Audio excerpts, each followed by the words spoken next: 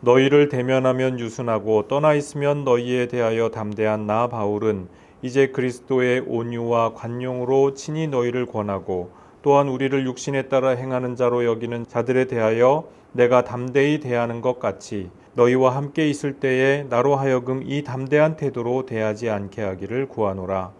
우리가 육신으로 행하나 육신에 따라 싸우지 아니하노니 우리의 싸우는 무기는 육신에 속한 것이 아니요 오직 어떤 견고한 진도 무너뜨리는 하나님의 능력이라. 모든 이론을 무너뜨리며 하나님 아는 것을 대적하여 높아진 것을 다 무너뜨리고 모든 생각을 사로잡아 그리스도에게 복종하게 하니 너희의 복종이 온전하게 될 때에 모든 복종하지 않는 것을 벌하려고 준비하는 중에 있노라.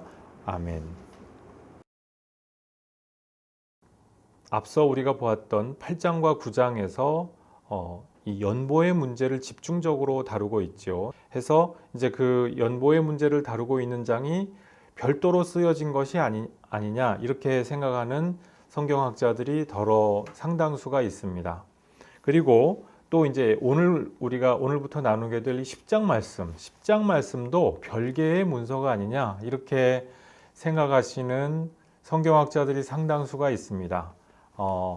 그렇게 별개로 떨어져 있다고 생각하는 것이 뭐 진보적이어서 그렇게 생각하시는 것이 아니고 진보 보수 그 성향의 그 어떤 성향을 막론하고 다 그렇게 생각하는 분들이 있다는 거예요. 근데 제가 지지하고 또 좀 더 합당하다고 여기는 것은 전체를 통일된 하나의 문서로 보는 것이 낫겠다라는 것이죠. 우리 전통적으로 교회가 2000년 동안 그렇게 읽어왔고 또 문헌학상 증거로 볼 때에도 이쪽이 좀 더 설득력 있다고 저는 느낍니다.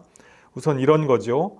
어휘상 그 시기가 다른 시점에 쓰여졌다면 다른 어휘가 나올 수가 있겠죠. 다른 어휘가 나올 가능성이 많을 텐데 10장을 보면은 8장, 9장에서 언급되었던 그 어휘들이 다시 재현이 되거나 비슷한 어휘들이 다시 언급된다고 하는 거예요. 문맥이 연결된다고 하는 것이죠. 또 8장, 9장은 그러면은 그렇게 연결되는 어휘가 없느냐? 아니에요. 역시 앞에 그 7장, 6장 그 앞에 있었던 어휘들이 다시 재현이 되고 또 이렇게 변주되어서 언급되고 있는 것을 관찰할 수가 있다는 것입니다. 10장에서 그 7장이나 6장에서 언급되었던 어휘들이 다시 나온다고 하는 거예요. 그래서 이것이 어휘적인 증거로 볼 때에도 꼭 이것이 막 독립된 별개의 서신이다 이렇게 이걸 해석을 해야만 그것이 꼭 성경을 똑똑하게 읽는 것이냐 그렇지는 않은 것 같다라고 본다는 겁니다. 그래서 이제 문헌학적인 이야기는 좀 어렵고 복잡한 문제니까 이쯤에 두고요. 이제 사도 바울이 1절 나 바울은 너희를 권하고 원문으로 보면 이거부터 나오거든요. 나 바울은 너희를 권하고 이제 이렇게 말씀을 시작을 하는데요.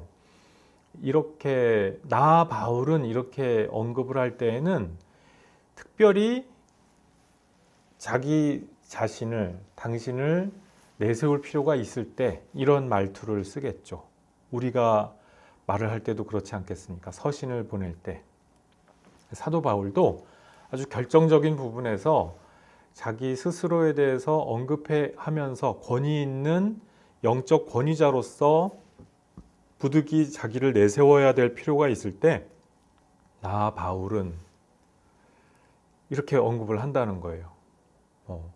그러니까 영어식으로 이야기하면 I, myself, Paul 이런 식으로 이제 그 원문에 그렇게 되어 있거든요. 제귀대명사가 나온다는 것이죠. 우리는 제귀대명사가 없으니까 그냥 나 바울은 이렇게 하고 말았는데 그 제귀대명사를 빡 넣어가지고 이 말은 좀 꼭 들어줬으면 좋겠다 이제 이런 그 어투로 시작을 한다라고 하는 것입니다. 그러니까 10장에서 왜 이렇게 갑자기 바울이 자기 스스로를 내세워야 됐느냐? 바울의 사도권을 공격하는 자들에 대하여서 구체적으로 이제는 얘기하고자 하려고 하기 때문에 그렇습니다. 어떤 자들, 바울을 공격하고 바울이 영적이지 않다고 그렇게 주장하는 그런 그 바울 반대자들, 그 바울 반대파들의 수장이라고 할까요? 그와 같은 역할을 하고 있었던 소위 말하는 순회 선교사들, 어떤 순회 선교사들에 대하여서 이제 콕 집어서 논박을 하기 시작을 하는 것이죠. 우리가 영적으로 높은 경지에 있으면은 논박을 할 필요도 없고, 뭐 말싸움을 하면은 둘 다 똑같이 보여. 그러니까 말싸움을 하면 네, 당신이 옳습니다 하면은 그게 맞는 거야. 우리 그렇게 요즘 SNS에 그런 그림들 많이 있더라고요. 그게 그럴까요? 그게 현실 세계에서 그렇지 못하기 때문에 시시비비를 반드시 따져야 할 상황이 있기 때문에 정치계도 그렇게 시끄럽고 이 세상이 시끄럽죠. 시끄럽지 않으면 좋겠는데 시시비비를 죽음을 무릅쓰고서라도 가려야 될 때가 반드시 있게 마련입니다. 사도 바울이 지금 그렇게 곤란한 상황이 됐어요.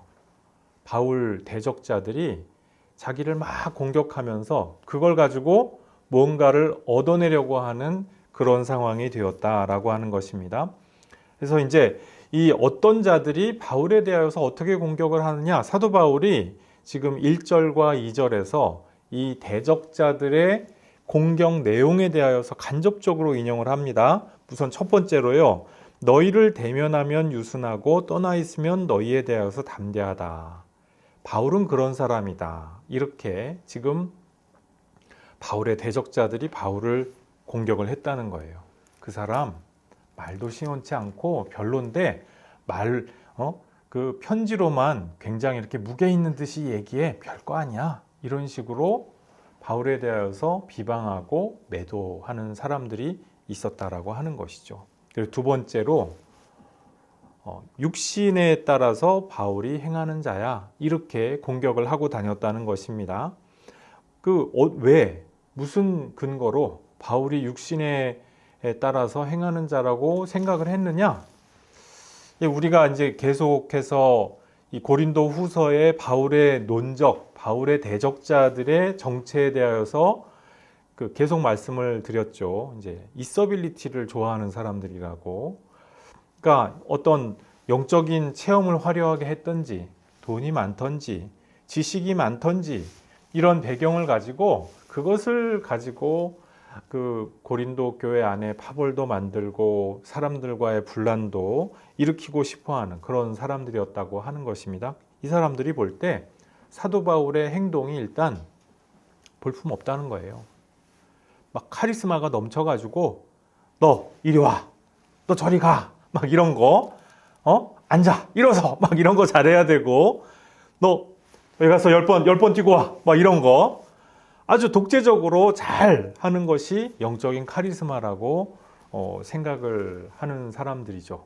세상 왕들이 하는 것처럼, 왕처럼 자기 앞에서 설설기게 만들고. 고린도 후서 12장에 보면은 이 사람들의 행태에 대해서 바울이 구체적으로 언급을 하는데 그것이 바로 이런 식이에요. 사람들을 자꾸 종노릇하게 만들고 자기 앞에서 꼼짝 못하게 만드는 것이 자기 카리스마라고 생각을 했어요. 그런데 사도 바울은 어떻습니까? 사람들한테 종처럼 섬기는 사람이잖아요. 고린도 교회 성도들이 부담이 될까봐, 폐가 될까봐.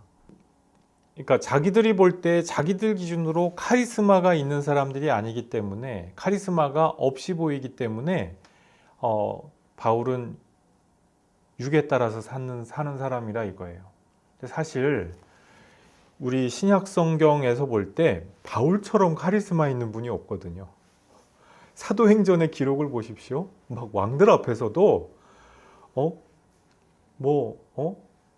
그 총독 앞에서도 그 총독을 꼼짝 못하게 말을 하는 대단한 언변이 있는 분이었고, 막 바리새인들의 그 신학적인 성향 차이를 이용해 가지고 막 적전분열을 일으키게 만드는 그런 아주 대단히 지략 있고 담대한 사람이었습니다.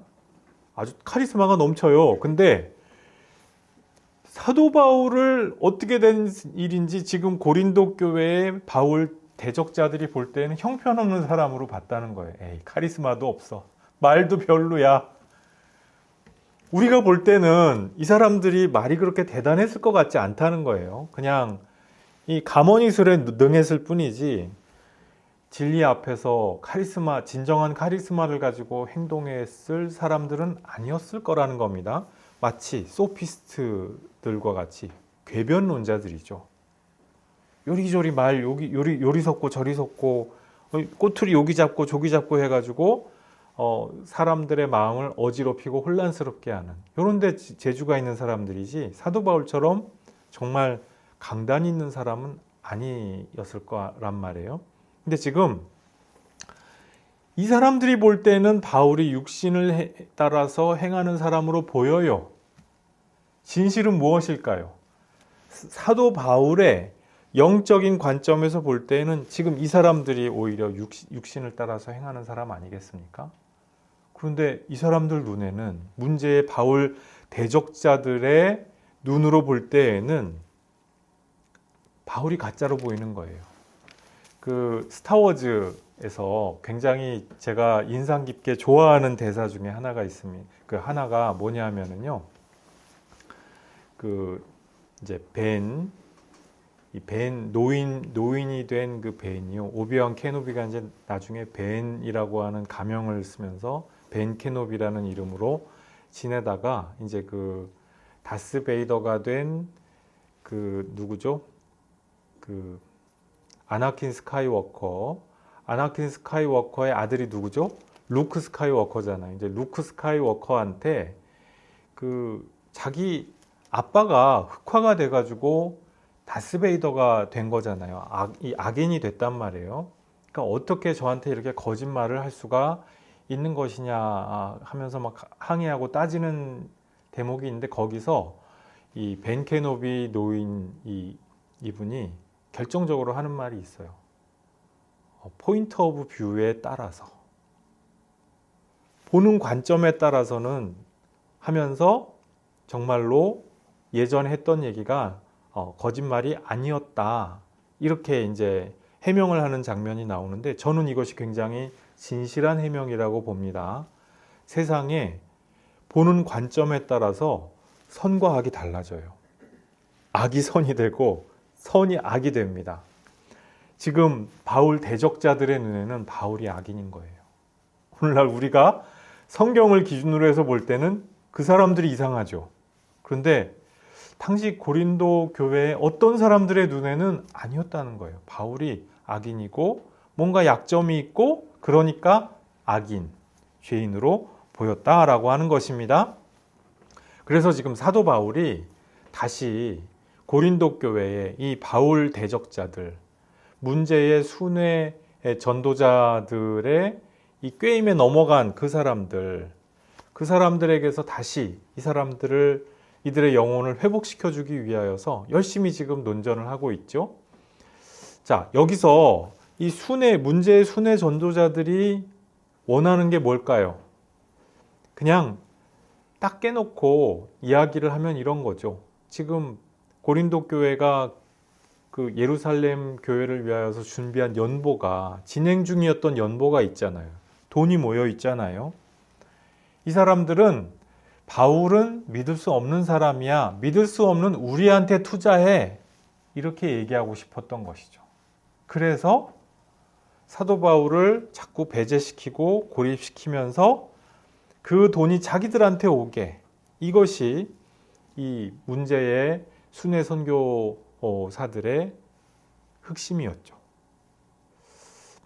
그 생각하는 발상도 육신에 의한 것이고 목표도 육신에 따라서 자기들의 배를 불리는데 목표가 있었던 사람이다라고 하는 것입니다. 거기에 비해서 지금 사도 바울이 분명하게 말씀하는 바는 무엇입니까?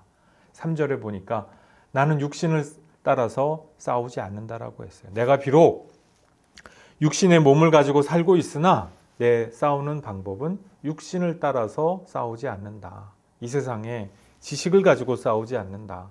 이 세상에 권력을 가지고 싸우지 않는다. 이 세상에 부를 가지고 싸우지 않는다. 이 세상에 명성을 가지고 싸우지 않는다. 라고 하는 것을 분명하게 천명을 했어요. 그러면서 사도 바울의 무기가 무엇이냐? 이것은 육신에 속한 것이 아니다. 분명하게 밝히죠. 4절 말씀에 보니까 이 육신에 속하지 아니한 사도 바울의 무기는 무엇입니까? 하나님 능력이라고 했어요. 우리나라나 전 세계적으로 능력 전도 이런 거 얘기하는 분들이 있습니다. 그러면서 이제 거기서 이야기하는 능력 전도라는 게 이제 막 귀신을 내어 쫓고 병고침이 일어나고 막 부해지고 굉장히 아이러니컬하게도 이분들이 이야기하는 능력이라고 하는 것이 지금 고린도 후서에 나오는 바울의 논적들이 이야기하는 그 있어빌리티하고 굉장히 닮아 있습니다.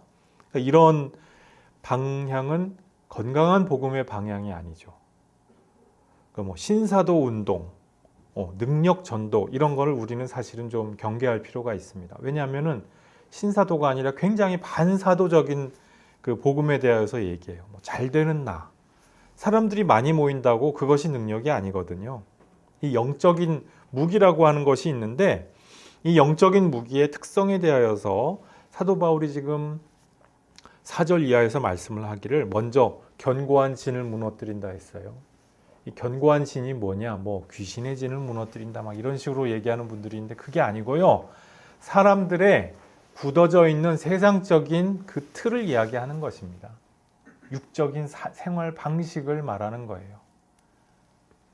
이 세상에서 쾌락에 쩔어가지고 살면서 교회 와가지고는 거룩한 척, 견고한 진이죠. 아직도 견고한 진이 나에게 있는 것이고 그 견고한 진에 따라서 살고 있는 것이지 내가 내주는 강한 성이요 하나님의 능력을 따라서 살고 있는 것이 아니죠. 그리고 모든 이론을 무너뜨린다 했어요. 그 다음에 지금 사도 바울이 이야기하는 이 이론이라고 하는 것이 다름 아닌 순회 선교사들의 이론이죠. 이 순회 선교사들이 이야기하는 어떤 영적인 계층, 높은 계층으로 올라갈수록 내가 복받은 사람이야. 나는 성공한 사람이고 나는 구원에 가까워져. 나는 이 존재의 위계에서 윗자리에 있는 사람이야. 굉장히 위험한 사고방식이죠. 우리 주님은 가장 연약한 자, 미천한 자, 보잘것없는 자, 하찮은 사람들을 위하여서 십자가에 달리시기까지 했는데 이 사람들은 자기가 대단한 사람이 되려고 하는 데서 자기의 영적인 보람을 보고 있어요. 뭔가 잘못됐죠? 또 사도 바울이 생각하는 영적인 무기라고 하는 것은 무엇이냐? 교만한 인간의 바벨탑을 무너뜨리는 데 있다 했어요. 이 무기는 구체적으로 무엇입니까? 하나님 말씀이고 예수님의 십자가와 부활의 복음이죠. 이것을 가지고 견고한 진을 무너뜨리고 모든 이론을 무너뜨리고 교만한 인간의 바벨탑, 높아진 것들을 낮추는 일을 하겠다. 이 세상에 오늘날도 마찬가지죠. 교만한 인간의 바벨탑이 갈수록 높아지고 있죠. 이것이 영원히 계속될 것 같아요. 그런데 진실은 무엇이냐? 언젠가 무너질 수밖에 없다는 거예요. 반드시 무너질 수밖에 없다는 것이에요. 사람들이 존재의 사다리를 타고 가장 높은 곳에 가야만 내가 비로소 하나님께 가까워져 있다라고 그렇게 믿는 그 사고방식이 바로 바벨탑이에요. 그런 바벨탑은 무너질 수밖에 없어요. 파멸할 수밖에 없어요. 붕괴할 수밖에 없어요. 그래서 사도 바울이 가지고 있는 사도적 소명이 무엇입니까? 모든 생각을 사로잡아 그리스도께 복종케 함이다 라고 하는 것이죠. 지금 사도 바울이 당신이 최고의 무기라고 생각하는 하나님 능력이 무엇이냐? 하나님 능력에 그 행하는 바가 무엇이냐? 전부 열거하는 것들이 어떤 신비현상이 아니에요. 영적 체험 같은 것이 아니에요. 모든 생각을 사로잡아서 그리스도께 복종케 만들고 그리스도의 제자로 만들게 하는 것. 이것은 어떤 신비현상이나 능력 체험 같은 것이 아니고요. 사랑이죠. 그리스도의 사랑을 전달하는 전달자로서 살아갈 때 나타나는 바로 그 능력이죠. 하나님께서 이 모든 일을 할 때 기적과 이사도 나타나게 하실 수가 있어요. 그런데 그것이 곧 하나님의 능력 전부냐? 아니라는 말씀이에요. 내가 사람들을 섬기고 헌신하고 사랑하고 이것이야말로 진정한 능력이고 사도 바울이 정말로 알려주고 싶고 전해주고 싶은 진정한 복음의 실력이라는 것입니다. 이 실력이 있느냐? 지금 이 어떤 영적 순회의 전도자들이 이 부분에서 진짜 실력은 없다라는 것이죠. 그것을 사도 바울이 지금 꿰뚫어 보고 지금 사도 바울이 계속해서 이들을 지목하여서 이들을 따라가면 안 된다. 그리고 이 사람들에 대하여서 경고를 하고 있다고 하는 것입니다. 자, 6절 말씀해 보니까요. 심지어 사도 바울이 벌을 준비하고 있다고까지 말씀을 합니다. 이 어떤 벌이겠습니까? 자, 6절 말씀. 너희의 복종이 온전하게 될 때에 모든 복종하지 않는 것을 벌하려고 준비하는 중에 있노라 했습니다. 너희의 복종이 무엇입니까? 고린도 교회 전체가 대다수가 보편적으로 사도적 복음에 온전히 복종하고 거기에 순종하는 그러한 상태가 되었을 때 이제 정식으로 얘기한다는 거예요. 정식으로 공적으로 선언하고자 한다라는 거예요. 뭐 벌을 준다고 해서 막 엎드려 뻗쳐 해가지고 막 어디서 하는 것처럼 막 때리고 막 그런 거겠습니까?